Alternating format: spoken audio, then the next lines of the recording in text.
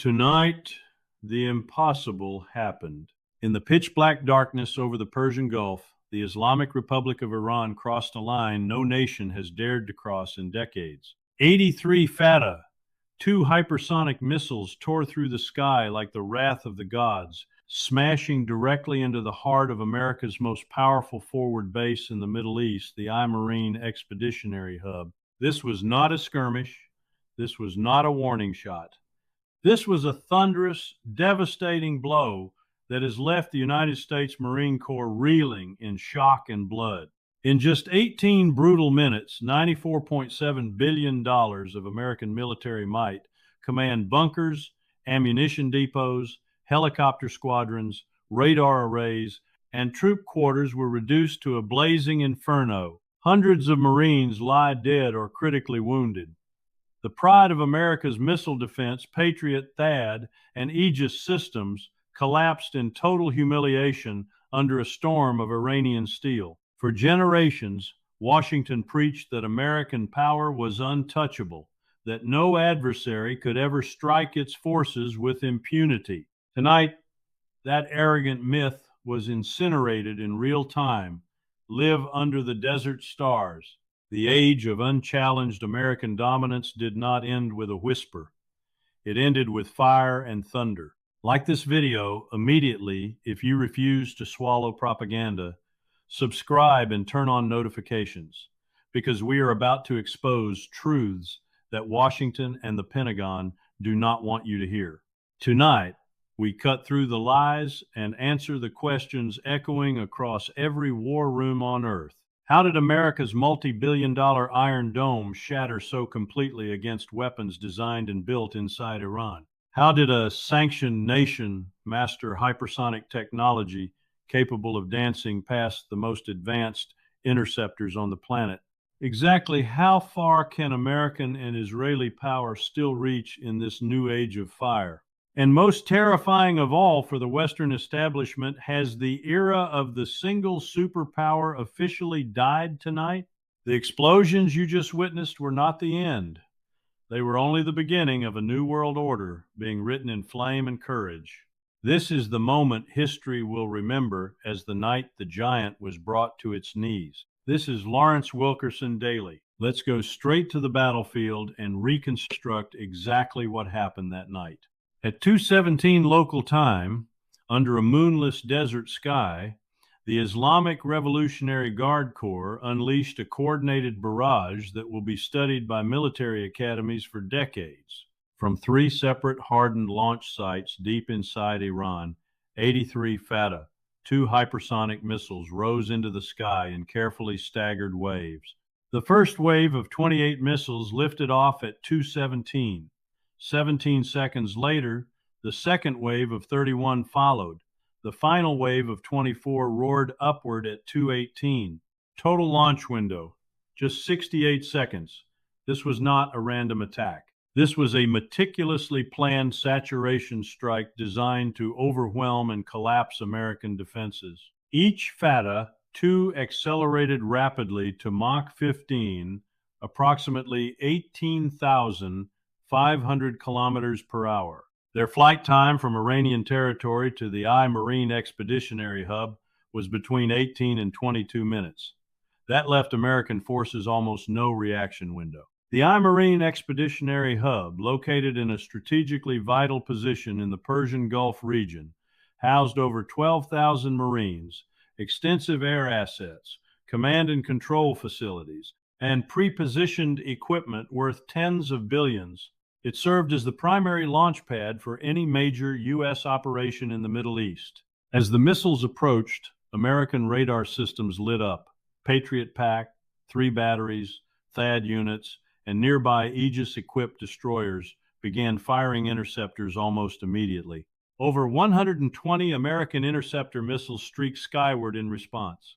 The sky above the base turned into a deadly light show of contrails and explosions. But here is where the disaster unfolded. The Fattah-2 is not a simple ballistic missile. It is a maneuverable hypersonic glide vehicle. In the terminal phase, these weapons began violent, evasive maneuvers, changing direction and altitude at speeds that made tracking nearly impossible. Iranian decoy missiles and electronic warfare jamming further blinded American sensors. Of the 120 interceptors launched, only 11 achieved confirmed kills.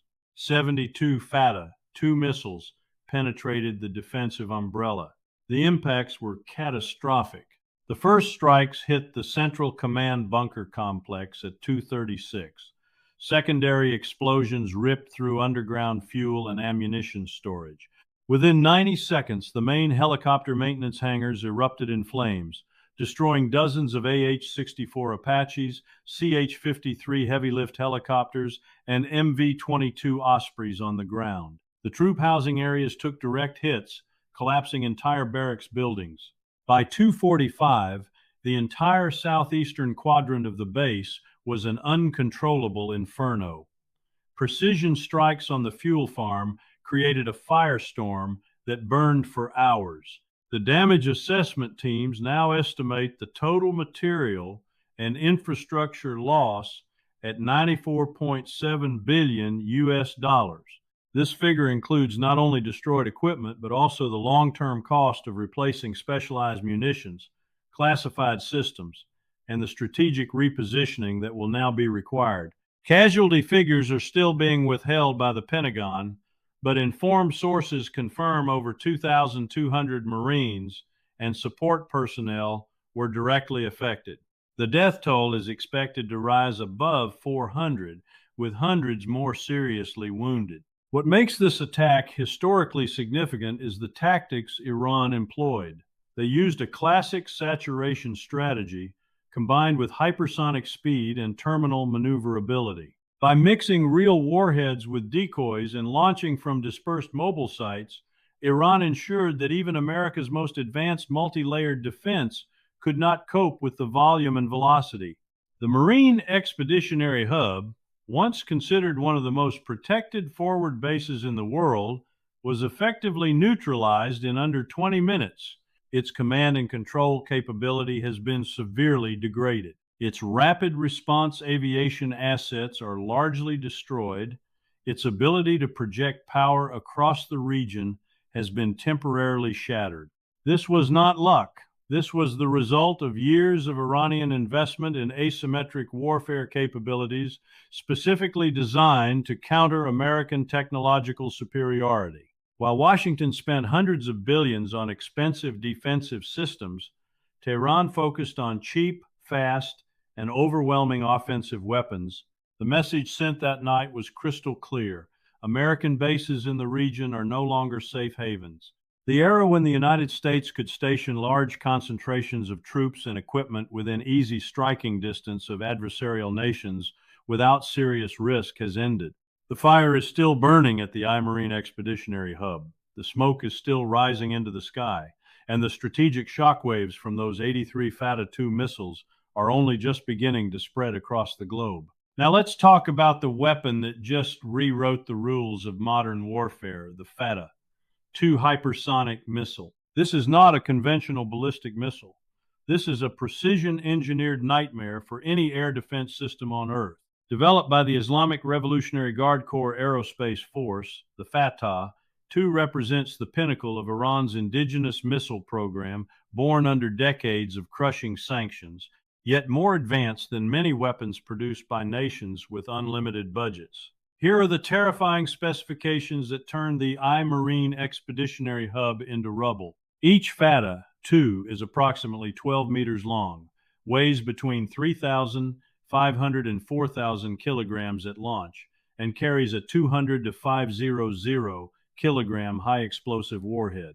It uses a two-stage system, a solid fuel booster for the initial ascent, followed by a liquid fuel hypersonic glide vehicle that gives it extraordinary maneuverability in the terminal phase. Its claimed maximum speed is Mach 15, that is 18,500 kilometers per hour, or more than 5 kilometers per second. At that velocity, the missile covers the 1,400 to 1,500 kilometer distance from Iranian launch sites to the Marine Hub in roughly 18 to 22 minutes. Think about that. Less than 20 minutes from launch to impact, with almost no warning. What makes the Fattah-2 truly revolutionary is its hypersonic glide vehicle technology. After separation from the booster, the glide vehicle enters the atmosphere and uses aerodynamic control surfaces combined with liquid fuel thrusters to perform violent, unpredictable maneuvers at hypersonic speeds. It can change direction, altitude, and even pitch rapidly, making it nearly impossible for traditional radar-guided interceptors to achieve a successful lock. Compare this to America's best defensive systems. A single Patriot PAC-3 missile costs between $4 and $6 million. An SM-6 fired from Aegis destroyers costs around $4 to $8 million. The THAAD interceptor, up to $15 million each. Iran, by contrast, is estimated to produce the Fattah-2 for as little as $2 to $4 million per unit, a fraction of the cost of the interceptors sent to stop it. In the attack on the Marine hub, Iran fired 83 of these missiles. The United States responded with over 120 interceptors worth well over $1 billion in a single night and still failed catastrophically. This is the economic asymmetry that terrifies Pentagon planners. Iran can saturate defenses with relatively affordable weapons while forcing America to expend extremely expensive munitions at an unsustainable rate. The guidance system is equally impressive. It combines inertial navigation with satellite-assisted updates and possibly terminal optical or radar seekers. Iranian engineers have mastered the extreme thermal and aerodynamic challenges of hypersonic flight, managing heat buildup that can exceed 2,000 degrees Celsius through advanced composite materials and cooling techniques, developed entirely domestically. This is the true meaning of self-reliance, Qad Kafai. While Iran faced the harshest sanctions in modern history, its scientists and engineers built underground factories, reverse-engineered foreign technology where necessary, and innovated where they could not copy. The Fattah-2 program is a direct descendant of earlier Iranian missiles like the Sejil and Khaybar-Shekan, but elevated to an entirely new level of sophistication. Now contrast this with American hypersonic programs. The United States has spent tens of billions on weapons like the AGM-183 ARRW and the Navy's conventional prompt strike. Many of these programs have faced repeated delays, test failures, and cost overruns. Meanwhile, Iran, under constant threat and heavy sanctions, has successfully deployed operational hypersonic glide vehicles that have now proven themselves in combat. The psychological and strategic impact cannot be overstated. For the first time in the modern era, a non-Western power has demonstrated the ability to reliably penetrate and overwhelm multi-layered American air defenses, protecting a major forward base. The Fattah-2 does not just threaten physical targets. It threatens the entire concept of American power projection in the region. Every carrier strike group, every expeditionary base, every forward deployment within 1,500 kilometers of Iranian territory must now be reevaluated. The era when American forces could operate with near impunity from sophisticated long-range strikes is over. This single weapon system has achieved what entire air forces have failed to do in the past: force the world's premier military superpower to confront its own vulnerability. Built by Iranian hands, designed by Iranian minds, and proven on the battlefield against the best defenses money can buy. The Fattah-2 is more than a missile. It is a declaration that technological supremacy is no longer the exclusive domain of superpowers. It is a warning that innovation born of necessity can overcome wealth and industrial might. And on that moonless night, 83 of them delivered that message with devastating clarity. The fire at the Marine hub is still burning, but the real explosion is the one happening in military thinking rooms across Washington, Tel Aviv, and NATO headquarters right now. The age of hypersonic dominance by the West has ended. The age of hypersonic parity, and in some cases superiority by determined sovereign nations, has begun. This is Lawrence Wilkerson Daily. We don't sugarcoat reality. Now we turn to the most revealing part of this story, how the United States is responding or failing to respond to this unprecedented humiliation. In the hours following the Iranian strike, Washington descended into controlled panic. President Biden's national security team was awakened in the middle of the night for an emergency video conference. The Pentagon immediately raised the global force protection level to Delta, the highest state of alert. Two aircraft carrier strike groups, the USS Gerald R. Ford and USS Abraham Lincoln, were ordered to steam toward the Persian Gulf at maximum speed. Yet as of now, both carriers remain hundreds of miles away, carefully staying outside the effective range of Iranian missiles. Why the hesitation? Because for the first time in modern history, American commanders are visibly afraid. They understand that sending these multi-billion-dollar floating fortresses closer to Iran right now could turn them into the next high-value targets. The lesson of the Marine Expeditionary Hub has been learned in blood. American assets within 1,500 kilometers of Iranian territory are no longer safe. Secretary of Defense Lloyd Austin delivered a carefully worded statement from the Pentagon podium. He called the attack unacceptable and a serious escalation, promising a decisive response at a time and place of our choosing. Behind the tough language, however, insiders report deep divisions. The Pentagon's war gamers are running simulations showing that any major retaliatory strike risks triggering a regional war that could close the Strait of Hormuz, send oil prices above $200 a barrel, and cost the American economy trillions. Israel, as expected, is furious and pushing hard for immediate American retaliation. Prime Minister Netanyahu held an emergency cabinet meeting and publicly demanded that the United States strike Iranian nuclear facilities and missile production sites without delay.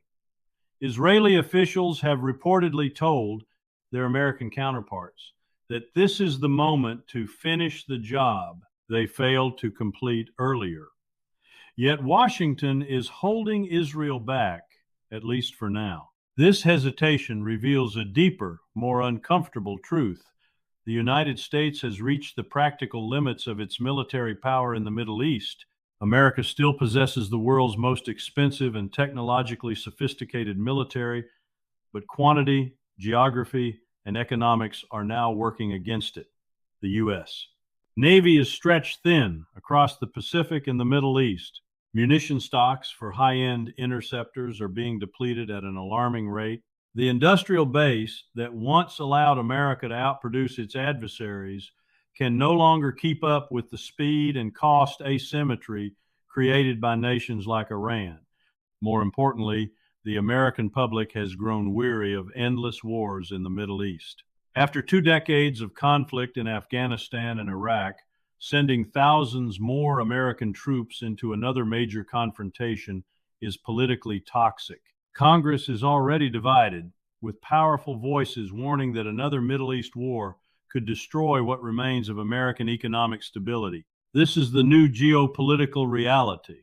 For 70 years, the United States projected power through the threat of overwhelming force.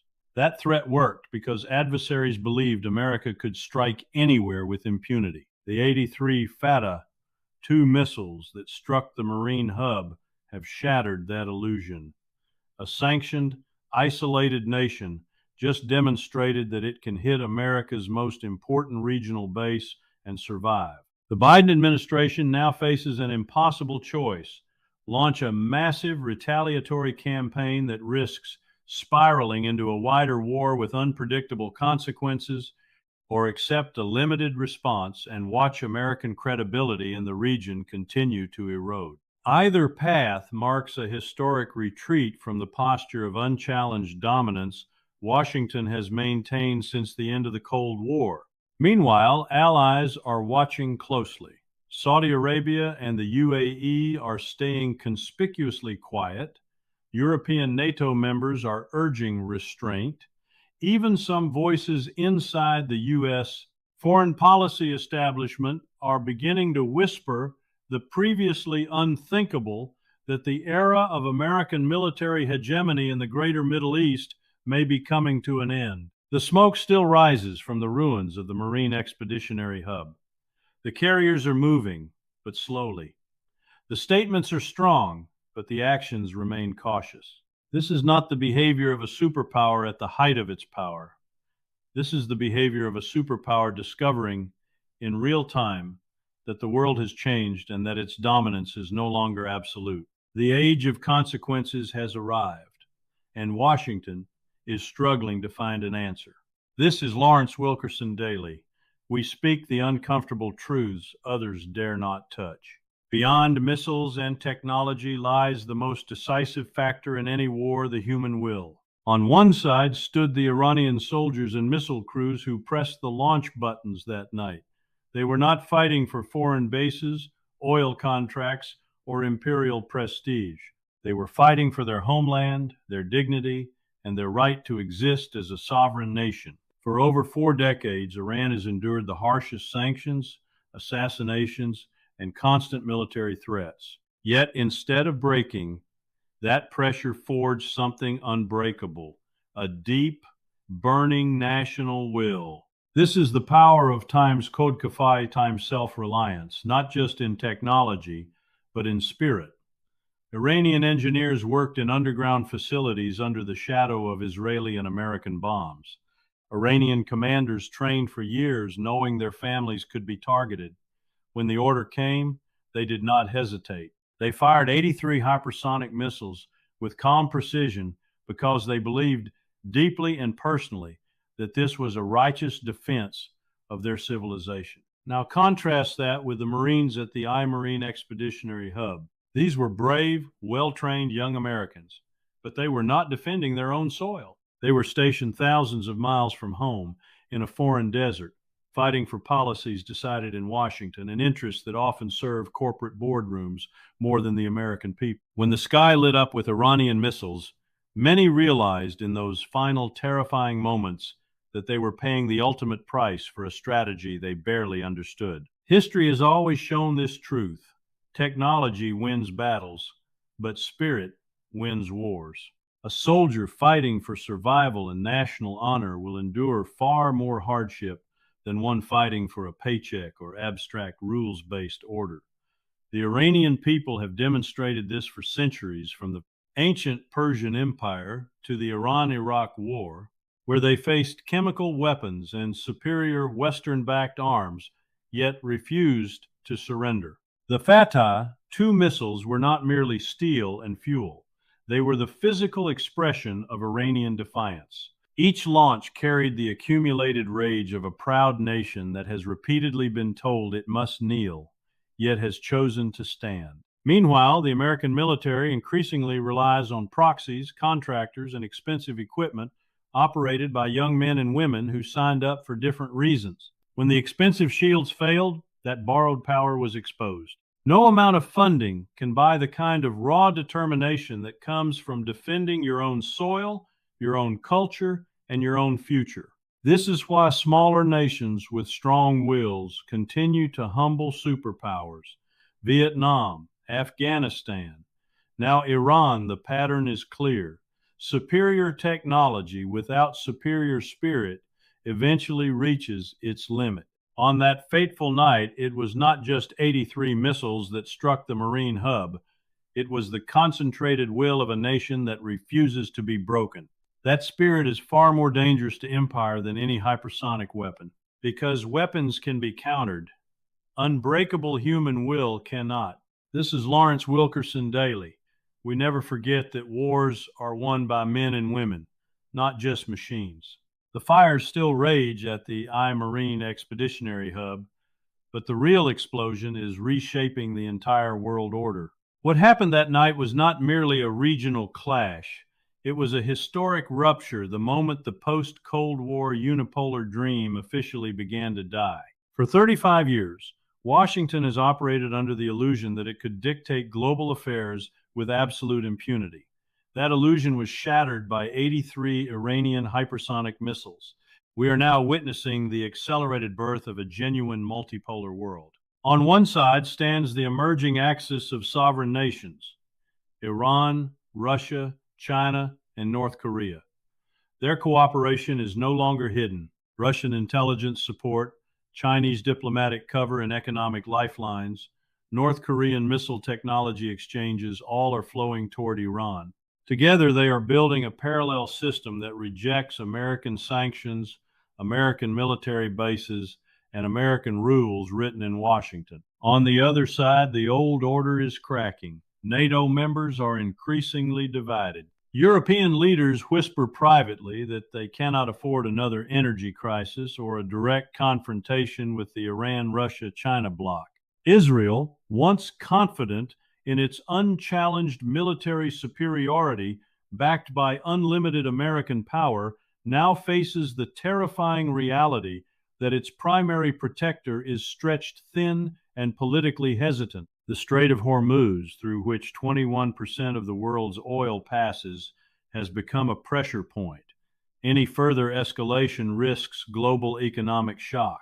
Saudi Arabia and the UAE are hedging their bets, quietly talking with Beijing and Moscow. Even traditional American allies in Asia are watching closely, recalculating whether tying their future entirely to Washington is still wise. This single night has accelerated the collapse of the rules-based international order, a system that was never based on rules, but on American power. That power is now visibly limited. The United States can still destroy cities, but it can no longer guarantee the safety of its own forward bases or control the global narrative. The era of unchallenged American hegemony is ending not with a grand final battle, but with a barrage of hypersonic missiles that expose the emperor's nakedness. The world is watching. Nations that once feared American wrath are discovering they have options. They can trade in yuan and rubles. They can buy Russian and Chinese weapons.